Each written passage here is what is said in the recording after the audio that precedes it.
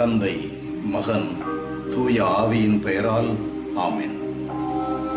எங்கள் அன்பு நிறைந்த தகப்பனே, பேரிரக்கத்தின் ஊற்றான எங்கள் கடவுளே, உம்மை துதித்து போற்றுகிறோம், தாழ்மையோடு ஆராதிக்கிறோம், உமக்கு நன்றி செலுத்துகிறோம்.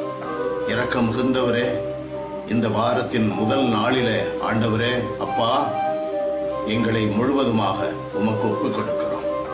எங்கள் குடும்பத்தை ஒப்புக் கொடுக்கிறோம். ஆண்டவரே, கிறிஸ்தவனாக வாழ்வது இன்றைய நாளிலே ஒரு பெரிய எதிர்நீச்சல் போடுவதற்கு சமமாக இருக்கிறது. ஒரு மலை மீது ஏறி செல்லுகிற ஒரு பயணத்திற்கு சமமாக இருக்கிறது. தகப்பனே, உண்மையோடு நடப்பதும், நீதியாய் வாழ்வதும், அன்பு செய்து காலத்தை கழிப்பதும், குடும்ப சூழ்நிலையில், பொது வாழ்வில், தனிப்பட்ட நிலையில் ஆண்டவரே இடுக்கான பாதை வழியே நுழைய பாடுபடுங்கள் என்று சொன்னீரே, அது எவ்வளவு உண்மை என்று உணர்வதாய் இருக்கிறது. தகப்பனே, இந்த வேதனை களத்திலே நாங்கள் வெற்றி வீரராய் இருக்கும்படி இயேசுவோடு இணைந்து அவர் தருகின்ற ஆற்றலாலும் வல்லமையாலும் நிரப்பப்படும்படி உம்மை கெஞ்சி மன்றாடுகிறோம். எங்கள் குடும்பத்தை உம்முடைய ஆற்றலால் நிரப்பும். தனிப்பட்ட எங்கள் ஒவ்வொருவரையும் உம்முடைய வல்லமையினால் நிரப்பும். உம்முடைய ஆவியினால் வழிநடத்தும். ஆவியானவரை அனைவர் மேலும் பொழிவேன் என்று சொன்னவரே, உம்முடைய தயவு மிகுந்த வாக்குறுதியின்படியே அந்த ஆவியை எங்கள் மீது இறங்க செய்வீராக. முழுமையாய் எங்களை செயல்படும்படி ஒப்புக் கொடுக்கிறோம். குடும்பத்தை ஒப்புக் கொடுக்கிறோம். ஆசீர்வதியும். இயேசுவின் நாமத்தில் ஜெபிக்கிறோம் பிதாவே. ஆமென், ஆமென். புனித லூக்கா எழுதிய பரிசுத்த நற்செய்தியிலிருந்து வாசகம். 9ஆம் அதிகாரம் 18 24 இறைவாக்கு முடிய. இயேசு தனித்து இறைவனிடம் வேண்டிக் கொண்டிருந்த போது சீடர் மட்டும் அவரோடு இருந்தனர். அப்போது அவர்களிடம், நான் யார் என மக்கள் சொல்லுகிறார்கள் என்று அவர் கேட்டார். அவர்கள் மறுமொழியாக, சிலர் திருமுழுக்கு யோவான் எனவும், வேறு சிலர் எலியா எனவும், மற்றும் சிலர் முற்காலத்து இறைவாக்கினருள் ஒருவர் உயிர்த்தெழுந்துள்ளார் எனவும் சொல்கின்றனர் என்றார்கள். ஆனால் நீங்கள் நான் யார் என சொல்கிறீர்கள் என்று அவர்களிடம் கேட்டார். பேதுரு மறுமொழியாக, நீர் கடவுளின் மெசியா என்று உரைத்தார். இதை யாரிடமும் சொல்ல வேண்டாம் என்று அவர்களிடம் அவர் கண்டிப்பாய் கூறினார். மேலும் இயேசு, மானிட மகன் பலவாறு துன்பப்படவும், மூப்பர்கள், தலைமை குருக்கள், மறைநூல் அறிஞர் ஆகியோரால் உதறி தள்ளப்பட்டு கொலை செய்யப்படவும், 3ஆம் நாளில் உயிருடன் எழுப்பப்படவும் வேண்டும் என்று சொன்னார்.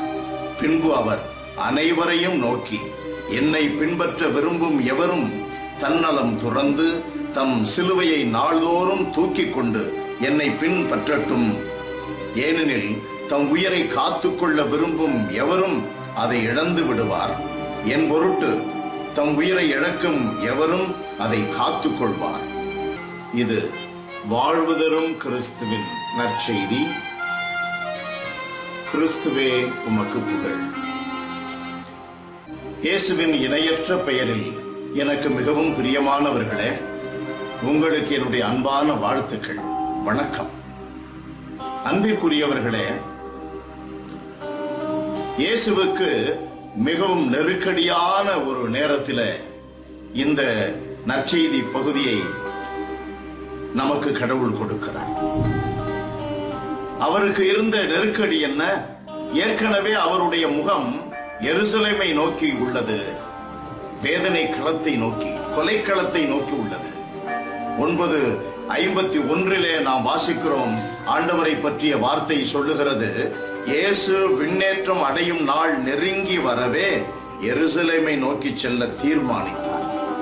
அன்பானவர்களே, எருசலேமை நோக்கி அவர் செல்லுகின்ற அந்த வேளையிலே ஒரு காரியத்தை அவர் உறுதிப்படுத்த விரும்பினார். 3 ஆண்டுகள் நான் இருந்தேன், 3 ஆண்டுகள் போதித்திருக்கிறேன், 3 ஆண்டுகள் ஏராளமான நன்மைகளை மக்கள் மத்தியிலே அதிசயங்கள் வழியாக செய்திருக்கிறேன். என்னை யார் என்று மக்கள் தெரிந்து கொண்டார்களா? நான் இந்த உலகிற்கு வந்ததனுடைய நோக்கத்தை இந்த உலகம் புரிந்து கொண்டதா? குறைந்தபட்சம் என்னுடைய சீடர்கள் புரிந்து கொண்டார்களா? அந்த ஆதங்கம் இயேசுவை வாட்டியது. ஆகையினால் மக்கள் என்ன சொல்லுகிறார்கள் என்று கேட்ட அடுத்த நிமிடமே அவர், நீங்கள் என்னை பற்றி என்ன சொல்லுகிறீர்கள் என்று கேட்டார். இயேசுவிற்கு மிக்க சந்தோஷம். அற்புதமான அந்த வார்த்தை பேதுருவிடமிருந்து வருகிறது. பேதுரு என்ன சொன்னார்?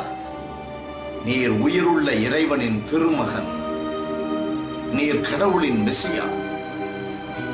இயேசுவிற்கு மிகுந்த சந்தோஷம். நான் வந்த நோக்கத்தை உலகம் புரிந்து கொண்டதோ இல்லையோ, என்னுடைய சீடர்கள் தெரிந்து கொண்டிருக்கிறார்கள். இதை வைத்து நான் உலகை வெல்ல முடியும். இயேசு தீர்மானித்து விட்டார். அவர் எருசலேம் நோக்கி செல்லுகிறார். அன்பானவர்களே, அடுத்தடுத்து வருகின்ற வசனங்கள் நமக்கு சொல்லிக் கொடுப்பது என்ன? நம்முடைய வாழ்க்கையில நாம் துன்பப்பட்டுதான் உயிர்த்தெழுதலை பெற முடியும்.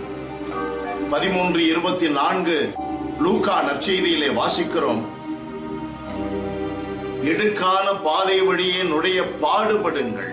அதுதான் ஒரு கிறிஸ்தவனாக இருப்பதற்கு நெருக்கடியை தாண்டி செல்ல வேண்டும்.